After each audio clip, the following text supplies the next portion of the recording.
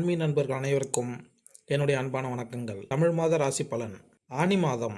ஆனி மாதத்தில் நிகழும் சில கிரகங்களின் பெயர்ச்சிகள் காரணமாக சில அபூர்வ சேர்க்கைகளும் நடைபெற இருக்கின்றன. சூரியன் மிதுனத்திற்கு செல்லும் போது ஆனி மாதம் பிறக்கிறது. இதனால் ஆனி மாதம் மிதுன மாதம் என்று அழைக்கப்படுகிறது. ஆனி மாதத்தில் ஏற்படும் சூரிய பெயர்ச்சி காரணமாக குரு ஆதித்ய யோகமும் உருவாகிறது. விசு வாவசு வருடம் ஆனி மாதம் சூரியன் மிதுனத்திற்கு செல்லும் போது ஆனி மாதம் பிறக்கிறது. ஆனால் இதனால் ஆனி மாதம் மிதுன மாதம் என்று அழைக்கப்படுகிறது. மிதுன ராசிக்கு பெயர்ச்சியான நிலையில் ஆனி மாதத்தில் ஏற்படும் சூரியன் பெயர்ச்சி காரணமாக இதனால் சில ராசிகள் சாதகமான பலன்களை பெற்று வாழ்க்கையில் எல்லா சிறப்புகளையும் பெறுவார்கள் என்று ஜோதிட வல்லுநர்கள் கூறுகின்றனர். ஜோதிடத்தில் மாதராசி பலன் மற்ற பலன்களைப் போலவே கிரக ஆதித்ய யோகத்தால் குரு பகவான் சூரியனின் அருளை பரிபூர்ணமாக பெற்று ரிஷபம், சிம்மம் உள்ளிட்ட 5 ராசிகள் பணம், பெயர், புகழ், அதிர்ஷ்டம் என அனைத்தையும் பெற்று வளமாக வாழ்வார்கள் என்று ஜோதிட கணிப்புகள் கூறுகின்றன. அந்த வகையில் ஜூன் மற்றும் ஆனி மாதத்தில் நிகழும் புதன், செவ்வாய், சுக்கிரன் பெயர்ச்சிகள் மற்றும் இதனால் ஏற்படும் கிரக சேர்க்கைகள் பல அரிய ராஜயோகங்களை உருவாக்குகின்றன. ஜூன் மாதத்தில் ஆனி மாதம் பிறப்பில் நிகழும் புதன் மற்றும் சூரியன் பெயர்ச்சி காரணமாக மிதுனத்தில் குரு, சூரியன் மற்றும் புதன் இணைந்து திரிகிரகி யோகம் உருவாக உள்ளது. இது ஜோதிடத்தில் அற்புதமான அரிய நிகழ்வாக பார்க்கப்படுகிறது. இதனால் உருவாகும் யோகங்கள் பல ராசிக்கு அட்டகாசமான பலன்களை கொடுக்க உள்ளது. சில அதிர்ஷ்ட ராசிகள் குறித்து இங்கு தெரிந்து கொள்ளலாம். நவகிரகங்களின் அரச கிரகமான சூரியன் மிதுன ராசியில் சஞ்சரிக்கும் மாதம் ஆனி மாதம். சூரியனின் வடதிசை பயண காலமான உத்தராயண காலத்தில் கடைசி மாதமாக வருவது ஆனி. அதாவது தேவர்களும் உரிய பகல் பொழுதின் இறுதி பகுதி. நம் நாட்டில் நீண்ட பகல் பொழுதினை கொண்ட மாதமாக இந்த மாதம் அமைந்துள்ளது என்ற கருத்தும் வழக்கில் உள்ளது. பல்வேறு சிறப்பு கொண்ட ஆனி மாதத்தில் மேஷம், ரிஷபம், மிதுனம், கடகம், சிம்மம், கன்னி, துலாம், விருச்சகம், தனுசு, மகரம், கும்பம் மற்றும் மீனராசிகளில் பிறந்தவர்களுக்கு என்னென்ன பலன்கள் கிடைக்கப் போகிறது என்று இந்த பதிவில் பார்க்கலாம். கடகம் ராசி. விஸ்வாவசு வருடம் ஜூன் 15ஆம் தேதி முதல் ஜூலை 16ஆம் தேதி வரையிலான ஆனி மாதத்தில் கடகராசிக்காரர்களுக்கு கிடைக்கப் போகும் பலன்கள், அதிர்ஷ்டங்கள், கவனமாக இருக்க வேண்டிய விஷயங்கள் குறித்து இந்த பதிவில் காணலாம். உத்தராயணத்தில் 6வது மாதமான 6வது மாதம் கடகராசி, கடைசி மாதம் ஆனி மாதம். பொதுவாகவே மாதாந்திர கிரகம் என்று சொல்லக்கூடிய சூரியன், செவ்வாய், புதன், சுக்கிரன் ஆகிய 4 கிரகங்களின் மாற்றங்களை வைத்தே கணிக்கப்படுகிறது. சூரியன் ஒரு ராசியிலிருந்து மற்றொரு ராசிக்கு செல்வதை வைத்து மாதத்தை நிர்ணயம் செய்வோம். இந்த ஆனி மாதத்தில் மேசராசியில் சுக்கிரனும், மிதுனத்தில் புதன், குரு, சூரியன் ஆகிய 3 கிரகங்களும், மாதத்தில் செவ்வாய், கேது ஆகிய கிரகங்களும், கும்பராசியில் சனி, ராகு ஆகிய கிரகங்கள் உள்ளன. மொத்தத்தில் இந்த ராகு கேதுவில் எல்லா கிரகங்களும் அடங்கியுள்ளன.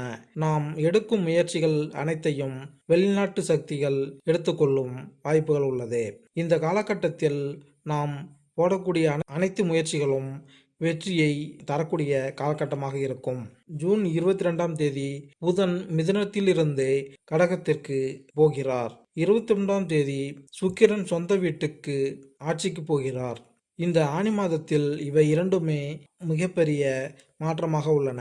மற்றபடி அனைத்து வருட கிரகங்களும் அந்தந்த இடத்தில் உள்ளன. இந்த ஆனி மாதத்தில் கடகராசிக்கு ஏற்பட போகும் அதிர்ஷ்டங்கள், எச்சரிக்கையாக இருக்க வேண்டிய விஷயங்கள் குறித்து இந்த பதிவில் காணலாம். புனர்பூசம், பூசம், ஆயில்யம் ஆகிய 3 நட்சத்திரம் 9 பாதங்களை கொண்ட ராசி கடகம். ராசியின் அதிபதி சந்திரன். அதிக வேகமாக செல்லக்கூடிய கிரகம். வருட கிரகங்கள் உங்களுக்கு ஏற்றவாறு இல்லை. 12ஆம் இடத்தில் குரு மறைந்திருக்கிறார். சனி, ராகு 8ஆம் இடத்திலும், கேது 2ஆம் இடத்திலும் இருக்கிறார். ஆனால் மாத கிரகங்களான சூரியன், சூரியன், செவ்வாய், புதன், சுக்கிரன் ஆகிய கிரகங்களை வைத்து மாத பலன்கள் கணக்கிடப்படுகின்றன. இந்த மாதத்தில் உங்கள் ராசிக்கு 10ஆம் இடத்தில் சுக்கிரன் இருக்கிறார். 11ஆம் அதிபதி 10ஆம் இடத்தில் இருக்கிறார். உங்களுக்கு புதிய வேலை கிடைக்கும். ஆனால் வேலைக்கு உண்டான சம்பளம் கிடைக்காது. ஜூன் 29ஆம் தேதிக்கு பிறகு சுக்கிரனும் 11ஆம் இடத்தில் ஆட்சி பெற்று போகிறார்.